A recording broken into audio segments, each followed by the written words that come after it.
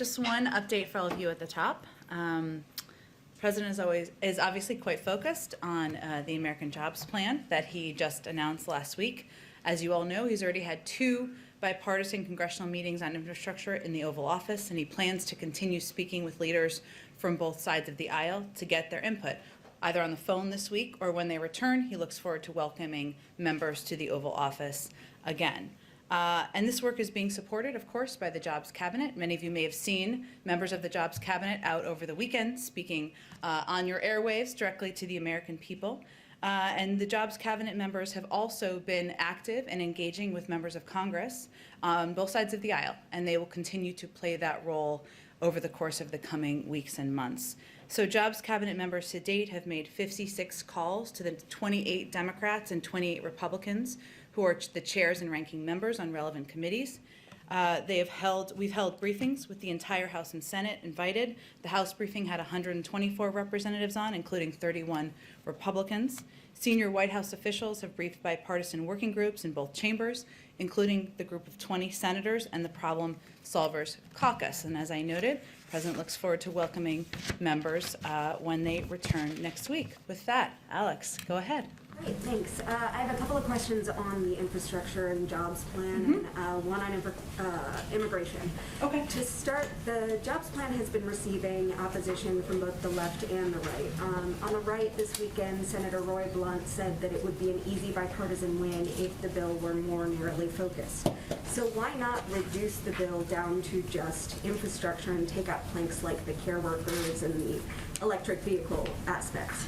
And then in addition to that, on the left, Senator Joe Manchin said today that he can't support a 28% tax increase on corporations. So is the White House open to lowering that? He said the highest he would support is 25%. Well, first, on the infrastructure question, let me say that some Republicans who have been vocal think investing in water systems and replacing pipes so Americans can have clean drinking water is not infrastructure, but the President does. Some don't think investing in high-speed rail is infrastructure. The President does. Some believe building charging stations to support America's electric vehicle future is not infrastructure. He believes it is. Some don't believe that America's broadband capacity, which is 1/3 of the American people, I should say, don't have access to broadband, and improving those lines and expanding that access is not infrastructure. The President does. Some believe that addressing the issue of America's supply chain so that we're never again at the mercy of China or any other nation is not investing in infrastructure. The President disagrees. Some don't believe that rebuilding schools so that they're safe and asbestos-free is investing in infrastructure. The President disagrees. And finally, some don't think that building a support system to take care of elderly parents or kids with disabilities at home so people can go back into the workforce. Some of those 2 million women who have left the workforce during the pandemic, some think that that is not investing in the infrastructure, our workforce of this country that are the backbone of this country. The President disagrees. But with all that being said, he welcomes their ideas, hopes they put them forward, and he looks forward to having conversations with members of both parties about how to address the long outdated effort to update our infrastructure. And then on Manchin, is the White House open to reducing the corporate tax rate? Well, first, the President felt it was responsible to propose a way to pay for his proposal. That's exactly what he did. He knows some members think it's too big, some think it's too small. Frankly, there have been folks who have come out on both sides, which we fully expected. He knows that some will come forward with different ways to pay for this package, and some may have views that it shouldn't be paid for at all. So we fully expect that from Senator Manchin and other members, and we expect the question of how to pay for the package, if we should pay for the package, to be part of the discussion moving forward. The White House is open to that conversation. We're open to hearing ideas and proposals from members, and we encourage them to put them forward. And then on immigration, we released a poll earlier today that suggests that 25% of Americans, only 25%, approve of the way that the President is handling the situation at the border with respect to unaccompanied minors. So does this poll suggest that the President needs to reevaluate his approach to that issue? Well, if I read the poll correctly, it also had 59% of Americans believing that unaccompanied children should be treated safely and be protected in that way. And 65% supported the reunification of families. There's no question this is a difficult challenge, and the president believes he was elected to address hard problems. And his focus right now is on expediting processing at the border, opening up additional facilities, addressing the root causes, and restarting programs to incentivize kids from applying from within their countries. So that's his focus right now. Is the issue just a messaging issue then? I mean, how do you explain the fact that Americans are not in favor of what the president is doing at the border? I'm not sure that's an accurate depiction of the poll, given that there was about 1/3 of the people who replied didn't have an opinion at all. So 40% said that they did not approve though. fair, but also 1/3 said they had no view. So I think that right now our focus is not on looking at the poll. It is on implementing solutions, which is no question to address what we view as no question a difficult challenge, and hoping that we can ensure we are protecting these kids. We are continuing to reassert to the region. The border is not open. The majority of people, of adults who come to the border, are turned away. Continuing to implement programs in the region, whether it's working with them to address root causes or working with them to restart programs that can help kids from apply within country, that we feel those are the ways we can help address what is no question a challenging issue. Go ahead. Thanks. First, I want to ask about the budget. What's the holdup on releasing it? We expect it to be soon. It's not the full budget, as you know, but just for clarity purposes, it's a kind of discretionary guidance. But we hope it to be soon. That it will be soon. We expect it to be very soon. I don't have a timeline on that quite yet. Well, every previous White House has released at least a budget blueprint or an outline, abbreviated budget, by the end of February. So what's the holdup here? Why is the delay now stretching into April? Well, there's no question, as we talked about during the transition, that we dealt with some impactful intransigence from the outgoing political appointees. We had some cooperation from the career staff, but we didn't have all of the information that we needed. As you all know, we also don't have a budget director. We have not had a budget director confirmed. We have now an acting budget director, which is an important step forward. But again, we expect it to be soon, and as soon as we have a timeline, we will make sure you all know. I also want to ask you a question about Major League Baseball. The league decided to move its All-Star game out of Atlanta. That's something that the president said he supported before. Does he then agree with their decision to move that game out of Atlanta under the voting law? Well, I wish I had had this with me on Friday, because I got asked a question, and there's just some help, what I thought would be helpful context, and I know you probably don't have the transcript in front of you. So when the president was asked during an ESPN interview last week, he was asked the question, last week, Major League Baseball Players Association executive director said that he would look forward to discussing moving the All-Star game from Atlanta in the wake of Georgia's governor signing into law a bill passed by the Republican-led state legislature to overhaul how its state elections are run. How do you view this possibility of moving the All-Star game out of Georgia? And he said, quote, "I think today's professional athletes are acting incredibly responsible. I would strongly support them doing that." So he was not dictating for what Major League Baseball should do, that they should, dictating they should move the All-Star game. That was their decision. They made that decision, and as he stated earlier, he certainly supports that. So he does support the decision to move the game then? Well, he supports them being able to make the decision and respond to what their players' asks are, given many of them are impacted, of course, by these laws. Okay, and then just one more on vaccines. So there's a report over the weekend that Governor DeSantis in Florida had been dealing with some sort of improper dealings with the supermarket chain Publix as far as distributing the vaccine. So did those reports give the White House any pause in working with Governor DeSantis in the vaccine program? Well, first let me say that for those who weren't following this in Florida, one of the concerns we've had as we've watched the data is that 17% of Florida's population is African American, but less than 7% of vaccinations have gone to African Americans in the state. That's one of the reasons that we opened 4 FEMA sites in Miami, Tampa, Jacksonville, and Orlando. And these sites disproportionately serve communities of color. So we've been closely watching this data and these statistics, as we would in any state across the country, and we took these specific actions for that purpose. We are not going to hurt the people of Florida just because of the steps or actions of leadership, and we will continue to take actions to ensure that the vaccine is equitably distributed. Go ahead. Just to follow up on the baseball All-Star game, I know that you made the point that he did not dictate the league move the All-Star game out of Georgia, but he likes to say the words of a president matter. He said he would strongly support if players in the league wanted to do that, and they did it. So does he think that the PGA should move the Masters tournament that begins this week out of Georgia?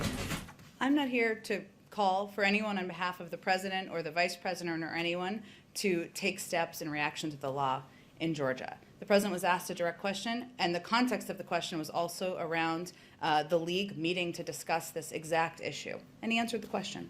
So then should we believe that if PGA Tour players who are arriving in Augusta this week or today to register for the tournament, if they got together and decided or talked about not participating, that is something he would strongly support? Or is there a difference between the I'm way sure he you sees will it? ask me that question or him this question, but our focus is on doing what we can to advocate for making voting easier and more accessible around the country. And that's where our efforts are going to be from the White House.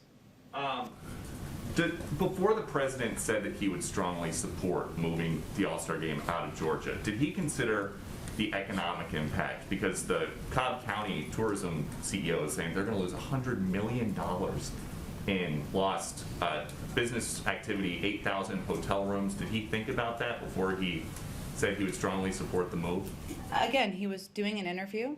He was given the context, as I just read out to you in full detail of how the question was asked. He answered the question. Okay, on immigration, 171,000 migrants were caught at the border in March. That's up from 100,000 in February. If the trend continues, do you have a sense of how many migrants the United States can handle this month? Well, first let me say that there have been numbers that have been reported out there. CBP has not released their final numbers. We expect that to happen later this week. And for full context, there are numbers that when they release them will be out, like you cited, some version of what you cited.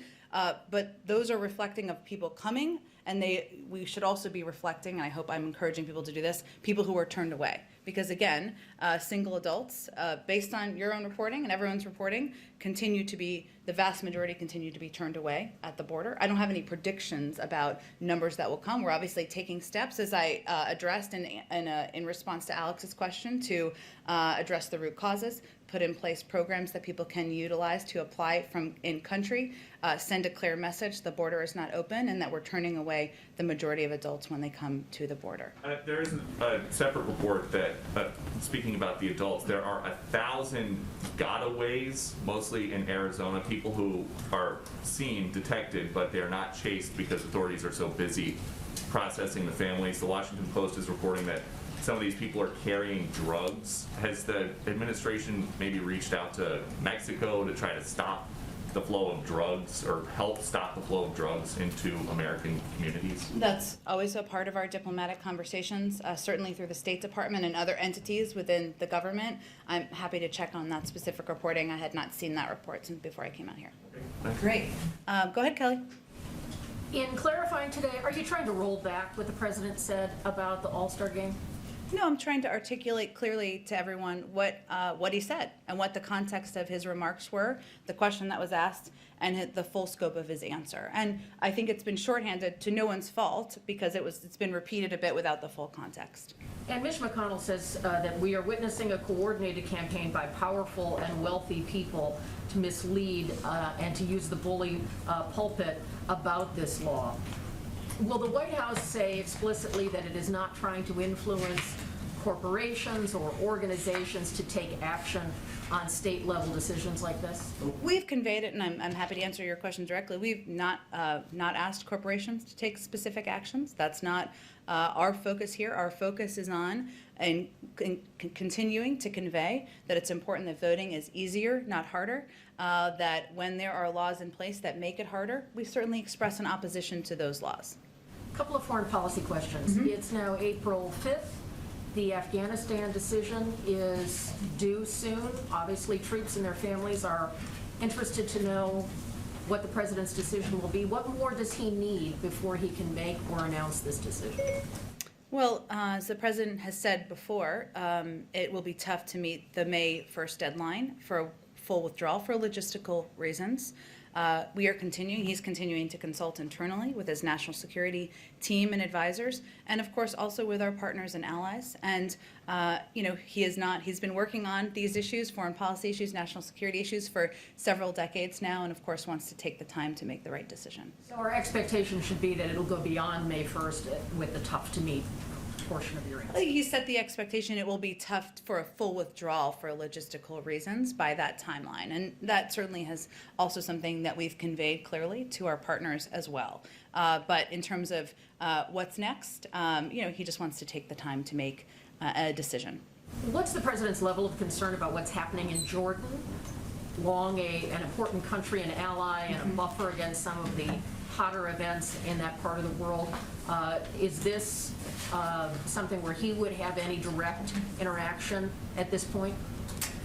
I would expect it would be through the State Department and wouldn't expect that. We're, of course, closely following the reports out of Jordan. We've been in touch as an administration with Jordanian officials. King Abdullah is a key partner of the United States. He has our full support. Go ahead. So on Ukraine, we talked about this on Friday, but the State Department has now asked Russia to explain these provocations. Does the president have any plans to reach out to President Putin on this? Is it elevated to that level of concern? I don't have any calls with President Putin to predict at this point in time. Last week, it was read out that that our Secretary of State had a conversation with his counterpart. Also, the Secretary of Defense had a conversation with his counterpart. We remain concerned by the recent escalations of Russian aggression and provocative actions in eastern Ukraine.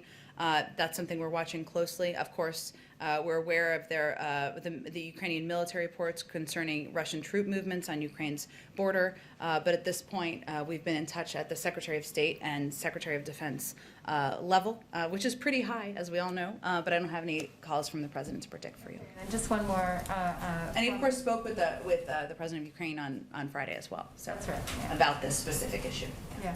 So on the tax front, I understand that you're not willing to sort of close in on a specific number that you might agree with Joe mentioned. But have you done a detailed analysis of what the delta would be, say if you agreed to 25%? How much less income revenue would that distribute? Are you doing that kind of in a detailed analysis in preparation for these negotiations? Well, first I think it's important to remind people that the corporate tax rate we're proposing is lower than it was in 2017. In fact, it's lower than it was from World War II until 2017. So we are still proposing a rate that is lower than it has been for the vast majority of time since anyone in this room was alive, I think, or around that amount of time. So that's our proposal. Of course, what the president proposed, raising it to 28%, and combined with the other tax proposals, would pay for the totality of the package. That's why he felt it was a responsible proposal to make. Sorry, this person was throwing me off outside for a second, but everything's fine. So that he felt it was responsible to make. There will be different ideas for pay-fors, right? There will be different ideas for tax proposals. That will all need to be weighed by a range of questions with Congress and with leaders in Congress and outspoken members in Congress about whether it should be paid for, over what period of time, how much should be paid for, what the options are for paying for it. There's some that are proposing, as you all know, SALT deductions in other areas that are not revenue raisers. So this will be all a part of the discussion, and absolutely our economic team and number data crunchers will be crunching numbers as we proceed, but we're kind of in the early stage of these discussions at this point in time. Just real quickly on OMB, you mentioned that we don't have a budget director yet. When do you anticipate that the president will nominate someone to replace Neera Tanden? And then I have one more quick international one. Sure, and I should have conveyed, which I did, but I will reiterate, we of course have an acting OMB director, Shilon Young, who is beloved by Capitol Hill, as you all know. And so she is, of course, playing a very important role, but we didn't have one for some period of time because she was only recently confirmed as the deputy and now the acting. I don't have a personal update for you in terms of the timeline for formally nominating a replacement on OMB. A A lot of people have said that they think Shalanda Young should just get the job. I mean, that she should be nominated for the #1 job. Can you say anything more on that? I would just say the president thinks so highly of her that he has nominated her to serve as the deputy director of OMB, which is also an enormous job. But I've been here long enough not to make predictions of where he will land on a personnel announcement. On the international front, so the Yeah. IMF and the World Bank are Yeah. meeting this week. This is a big deal internationally. One of the issues that has come up is a sort of a need to expand the debt relief initiatives to beyond countries that are just the poorest countries. That there are significant numbers of countries that are, middle-income countries.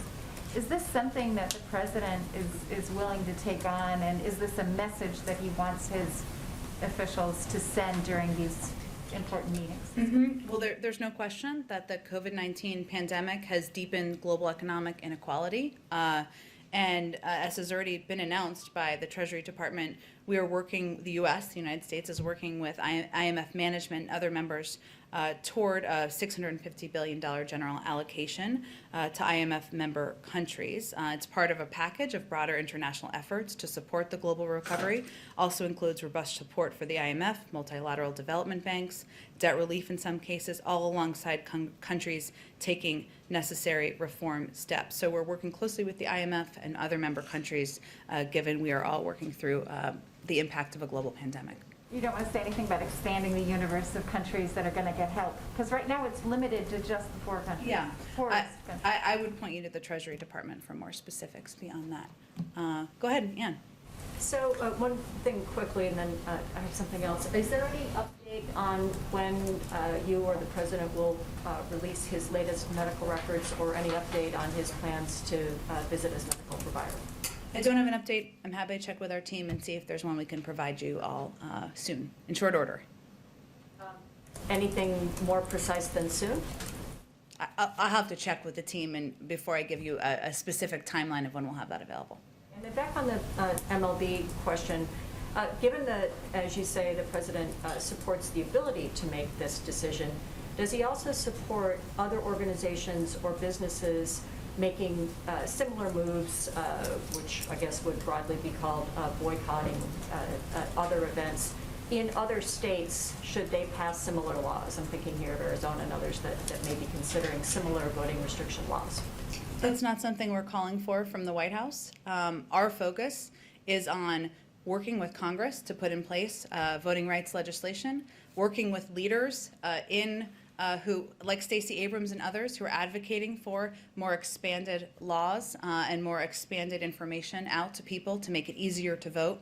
So that's really where our efforts are focused. Although, I mean, some of this may be moving at a faster pace in these states, then you're going to be able to get an omnibus national voting rights law passed. So there will be there'll be inflection moments here between now and then where other organizations would be looking at making the same kinds of decisions that MLB made. Does the president think they should be able to make those decisions to pull out of? Well, I mean, broadly speaking, of course, the president and we all believe private sector entities are going to make decisions, and that's their role to do so. What I'm conveying, what I can speak to is what our focus is on and what our role is here from the White House and what his energies will be directed toward, which is voting rights legislation, continuing to voice and advocate for the need to make it easier and not harder to vote. That's where he will be spending his time and effort, and as will we in the White House. And then lastly, on Iran, with the indirect talks beginning tomorrow, I mean, here it is the first week of April. This is a foreign policy priority of the president's throughout the campaign, really one of the very few specific things he said he wanted to do. Is he disappointed that it has taken this long to get to what isn't even a face-to-face negotiation? And does he think that there's still time to pull a deal together before Iranian elections in June? Well, he knows from living through it, as do you from covering it for many years, that diplomacy can take time, and sometimes it is not at the pace that everyone would prefer. And we certainly have experience, as does he, from having been in the Obama-Biden administration, of the time it took to work through a diplomatic process. I don't have a prediction to make in terms of how long it will take. You're right that, of course, what is happening in the coming days is really focused on indirect talks that are happening through the Europeans. That is still, in our view, a step forward toward diplomacy, and that remains our first objective. And does his position remain that the U.S. will not drop any sanctions until Iran returns to full compliance? Well, his position hasn't changed on how he's approaching, or we should approach, the negotiations, and we certainly expect that the primary issues that will be discussed over the course of the coming days are the nuclear steps that Iran would need to take in order to return to compliance with the terms of the JCPOA, and the sanctions relief steps that the United States would need to take in order to return to compliance as well. But we're just at the beginning of the talks, and we don't anticipate presently that there will be direct talks between the United States and Iran through this process, though we remain certainly open to that prospect. Go ahead. Thanks, I'll come Jen. back to you, Caitlin. I'm sorry. Go ahead. You mentioned last week on infrastructure that you'd like to see progress on the bill by Memorial Day. I'm wondering if you can just define progress. What do you want to see happen by Memorial Day? I don't think I'm going to define progress more than, we hope members will be proposing ideas. We hope that there will be constructive discussions. We hope that there'll be committees meeting, but we'll leave it to Hill leadership to define what progress looks like. And just back on Senator Blunt's proposal about a smaller package, is it out of the question for the White House to split up the infrastructure package, or is that something the president would be willing to do? Well, we certainly expected, and it has played out, that some will believe that the package we proposed is too small. Some will believe it's too big. And we're happy to have discussions with members who have both points of view. But at the end of the day, the package that the president proposed makes a historic investment in our nation's infrastructure, rebuilds our economy, helps create 19 million jobs. And, we're hopeful that others will come forward with ideas that are as bold and innovative and will help do the same type of work for American workers in our economy.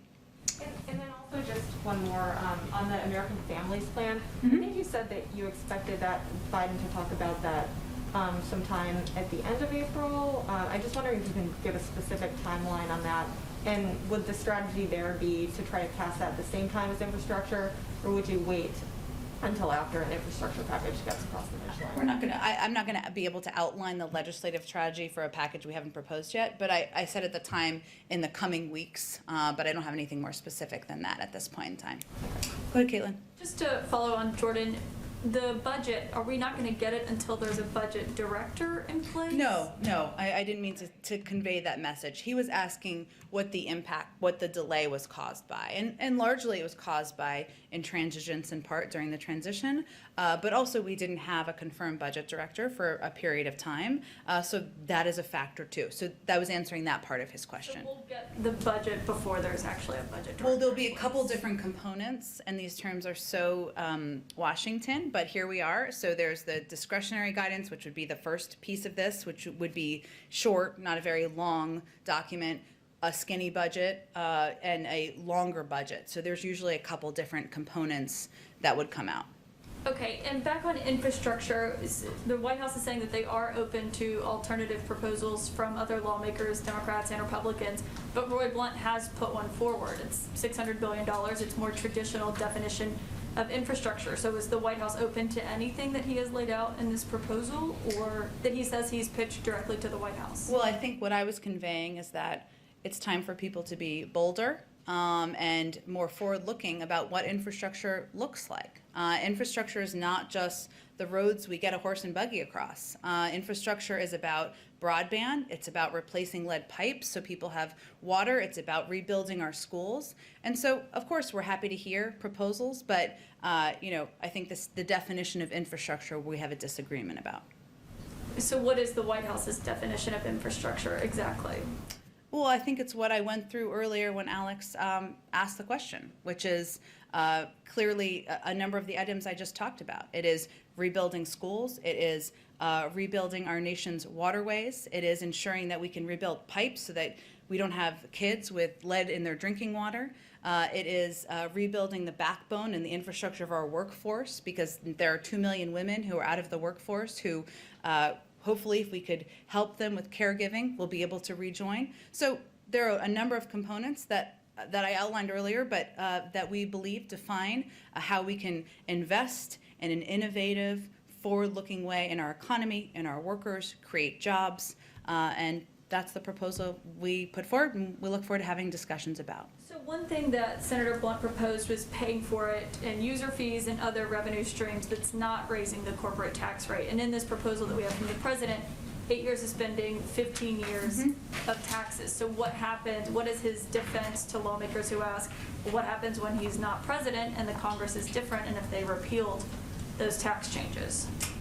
Well, then I hope you'd be asking whoever's standing right here, who might be a Republican, if they rolled them back, that exact question at the time. But our view is that the corporate tax rate, which again is what we were proposing, it be at a rate that is still lower than it was in 2017 and lower than it was from between World War II and 2017. Our view is that corporations can pay more, not that it should be on the backs of consumers and the American people through user fees, which is exactly what it would be.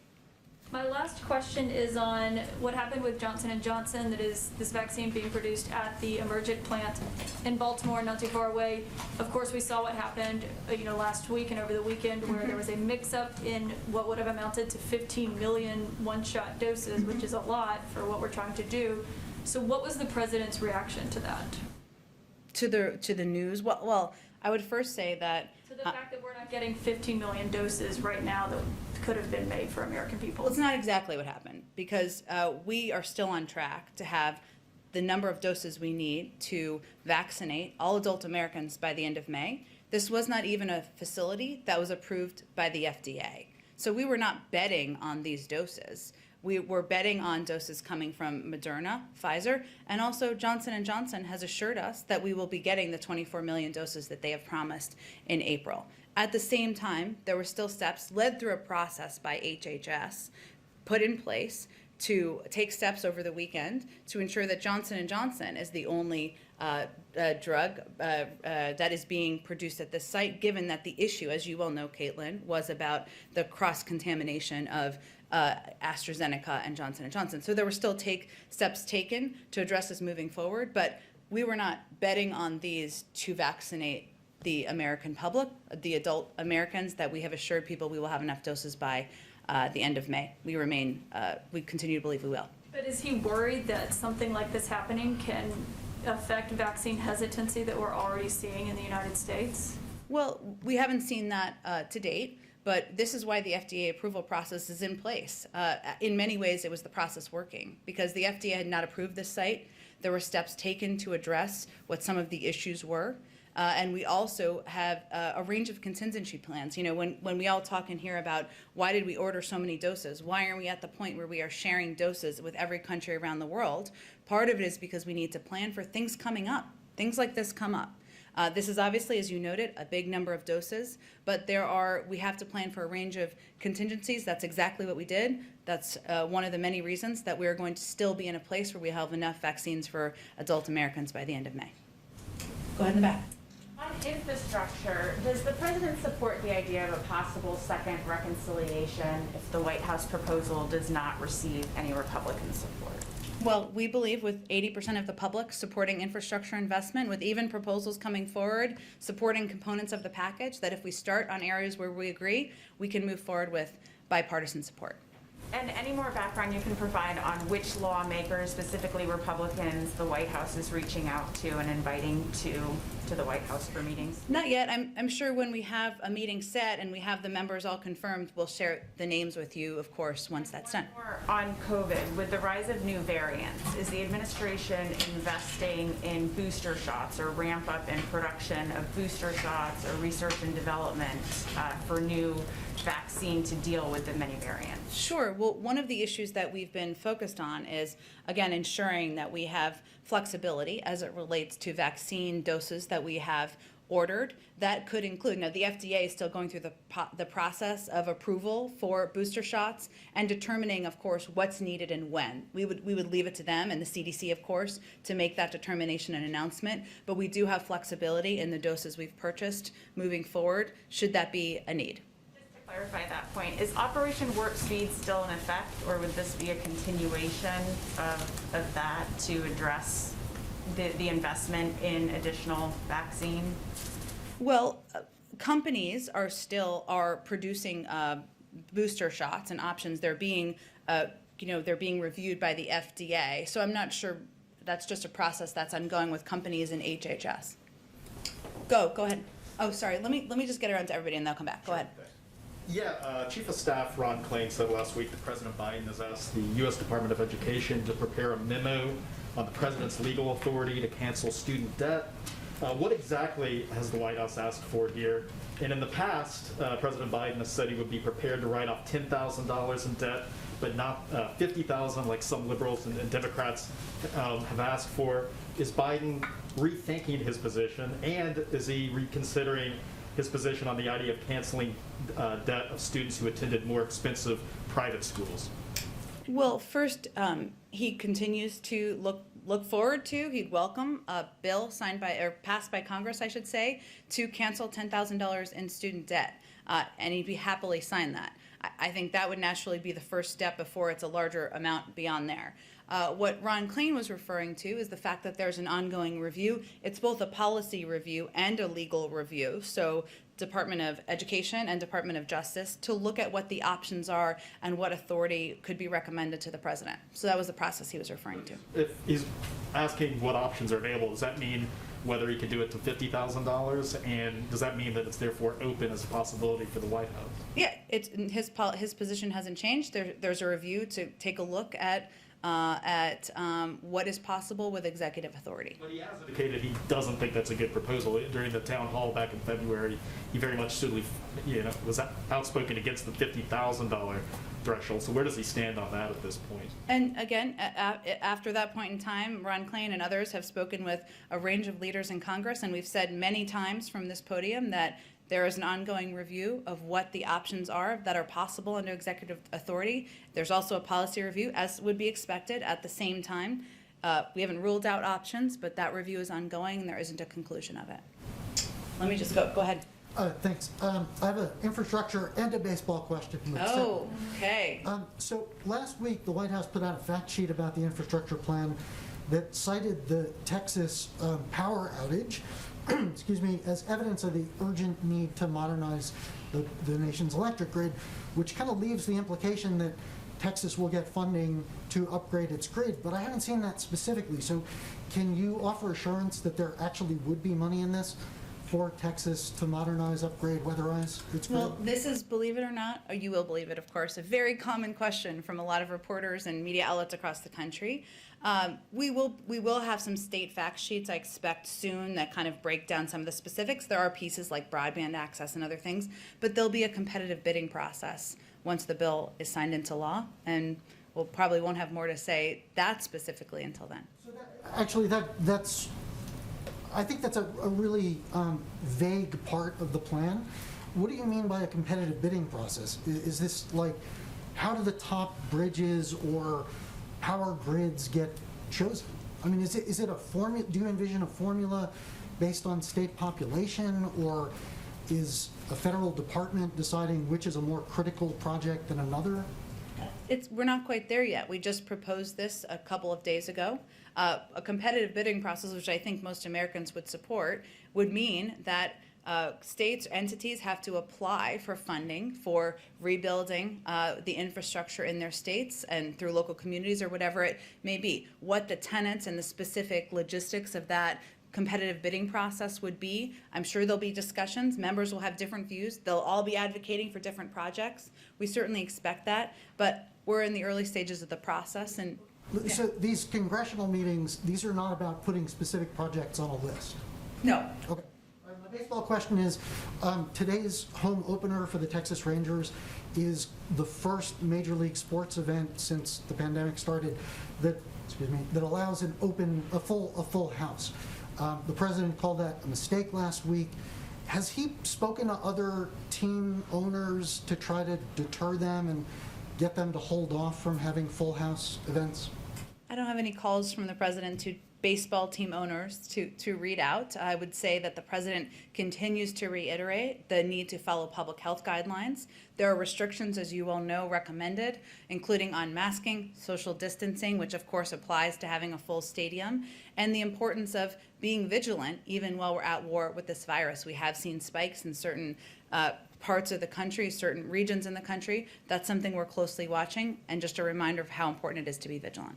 Are any, very last question, are any federal assets going to be used to track whether this event actually does lead to a spike? I would send that question to the CDC. Go ahead. Thank you very much, Jen. I have a question about immigration. President Biden has spoken publicly about how during the Obama administration, he worked with Central American countries and has talked about how he was helped negotiate getting $700 million in aid to help those countries prevent the flow of migrants coming north. What lessons did the president learn from that experience that he's applying to dealing with the crisis now? Well, I think one of the reasons the president asked, and tell me if this is answering your question, but one of the reasons the president asked his vice president to play a similar role that he played is because he recognizes that unless we address the root causes in these countries, unless we disincentivize young people, families leaving these countries, we improve the economic conditions, we create spaces for them to be in these countries that avoids the corruption that is in place in many of the governments, we will continue to go through cycle after cycle. Some of these programs, and obviously the funding was not advanced during the last administration, and some of the programs were reversed. So, you know, his experience impacts him and affects him because he knows we need to address the current challenges we're having at the border. Those are immediate. But in order to address it longer term, we need to address the root causes in the countries. Is his expectation snapping back the funding that was cut during the Trump administration? Or are there additional things that he's expecting to see implemented? In the region? Well, he's proposed $4 billion in funding in his immigration proposal, so he certainly believes that we need more. It's not just reinstituting programs. We also need more, and we need to build from there. And he expects to, of course, be briefed by our envoy, who's going to be back and forth in the region, others who will be involved, and, of course, the vice president who will be very closely involved in these conversations as well. When can we expect, on climate, when can we expect to see the U.S. commitments under the Paris Agreement that the U.S. announced it would re-enter on February 4th? When can the public see what those U.S. commitments are going to look like? Well, I expect when we have our climate summit in a couple of weeks, there'll be an update, and we'll discuss more on a big national stage with a bully pulpit, where we are going from here, where we are, where we're going from here. And of course, Gina McCarthy and other members of our climate team, former Secretary John Kerry, are hard at work on putting together plans and working to implement. Go ahead in the back. Yeah. Thank you, Jen. Two questions. First, in response to Kelly's question earlier, he reiterated the U.S.'s strong support for Jordan and for King Abdullah as a strong ally. Now, the reports about the arrest of the deposed Crown Prince and 20 others are now 24 hours old. Has the president made any calls to the king in Amman reiterating that support? I don't have any calls to read out. What I tried to convey to Kelly was that those calls or those engagements would likely happen out of the State Department at this point in time. All right. The other thing on the infrastructure package, there is a private memo that's being circulated in the business community and to some Republican senators that said that the $2.25 trillion price tag is $1 trillion off, and that there's many things in there that were omitted in the initial discussion of the bill, notably the $300 billion energy tax credit, the $100 billion for the Green Bank, and that these things would add $1 trillion to it. This is being circulated on the Hill. Do you have any response to the charge that the president lowballed the price tag on the infrastructure bill? Sounds mysterious, the memo, the secret memo. Are you saying, just so I understand your question, are you saying there are things the president didn't put in his proposal people think he's going to add to his proposal? No, there's things there that somebody went through it or is claiming to have gone through it and added it up and came up with 1 trillion more than the president listed as the price tag. So it is actually 3.25 trillion as opposed Well, to. we laid out very specifically each component of the package and how much we're proposing. So I would encourage you all to get your calculators out and charge that up and see how it compares to the secret memo. Oh wait, go ahead in the back and then we can come back around to the front. Go ahead. Thank you, Jen. The CDC updated the COVID-related travel guidance last Friday. Yeah. Is the administration considering losing some international travel restrictions? I don't have anything to predict on that front. Obviously, that would be done by our health and medical experts, and we would refer to them for any timeline on the guidelines. Will you accept other vaccines that are approved by other countries that's not approved by FDA yet? Will we accept them here in the United States? Yeah, as like qualified vaccines. I may not be totally understanding your question. We have ordered supply from the 3 vaccines that have been approved by the FDA. That's what we're focused on distributing to the American public.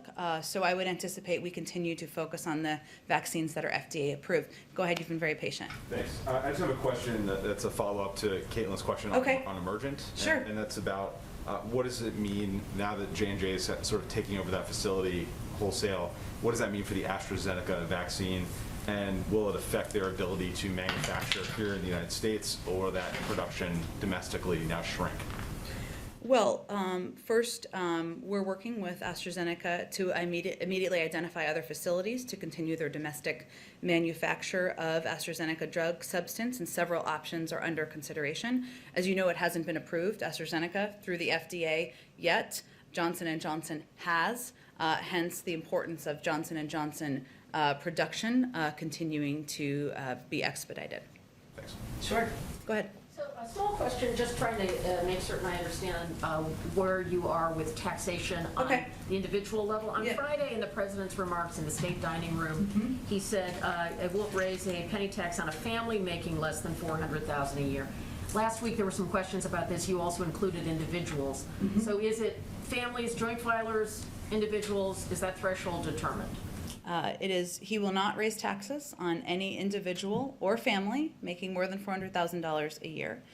We expect there'll be more specifics on what he's proposing, some of the things that he's talked about on the campaign trail as it relates to individuals as we get closer to the rollout of the families plan.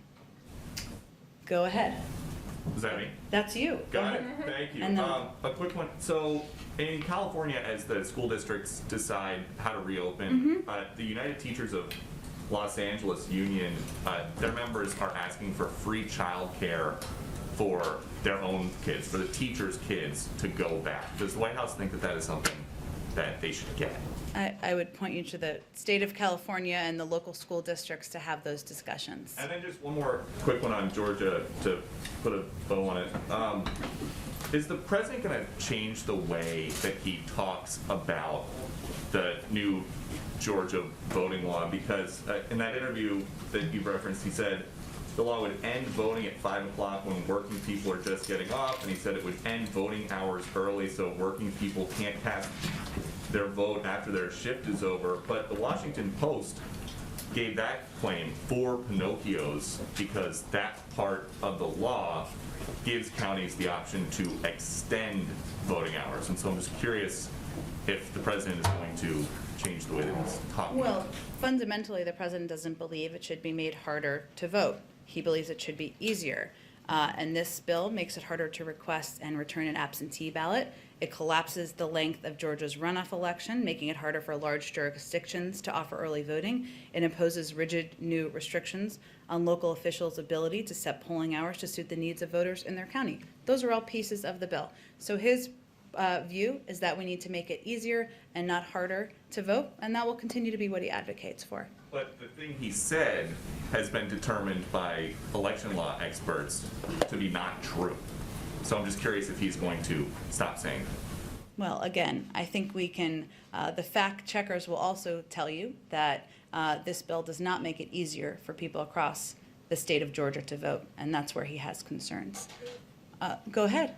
On Yeah. semiconductors, Mhm. you've got this April 12th meeting coming up with senior officials, but also from industry. Mhm. Can you give us a list of companies that will be participating in that? And then there was a report out on Japanese media saying that the president and the Japanese prime minister were working toward an agreement on supply chain, shoring up the supply chain for semiconductors. Can you say anything more about whether there is some kind of agreement in the works and what you're expecting to come out of both of those meetings?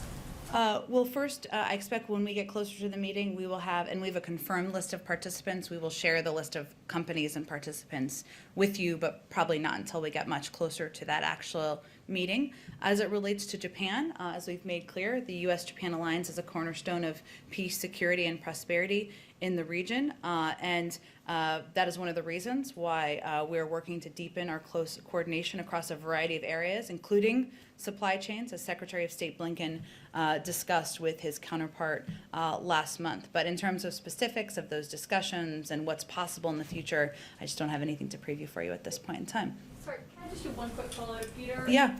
But the president does acknowledge that the new law doesn't change election day voting hours, right?